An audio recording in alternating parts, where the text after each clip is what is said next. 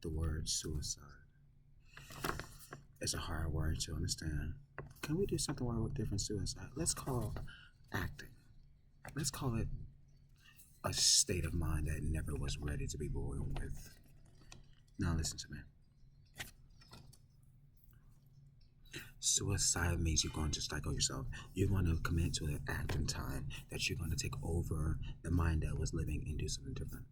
That's what it means. Well, let's stop and think about suicide. It's not what you want to do, it's what you can't do with it.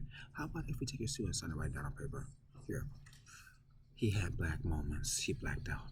His hands were warm. He felt his hands were full of blood. He felt the computer hit the moments. And then he said to himself, it's too frosty. And that was the ice of the knife. But then you saw yourself ready to bleed. But then you thought, no, I won't do that.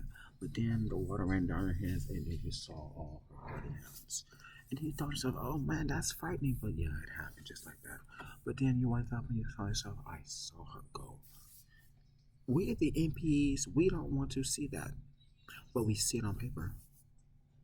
Wouldn't you want to learn how to start over again and be like Priscilla the drag queen and find a getter to hate? I mean, I can read many blank papers, but let me lead you to water with something there. See, let's prevent suicide by writing it down and call it a poem. Well, people harm themselves and do all this stuff, depression. But the truth is, that's part of life. How do we prevent it from happening to you? Well, honestly, talk to me. I teach you philosophy. Maybe one of these darn books told you it was okay to break the drill. Maybe it told you that you have memory problems. Maybe your short term was messed up or some shit. Maybe you didn't know what neuroanatomy was and took the wrong advice.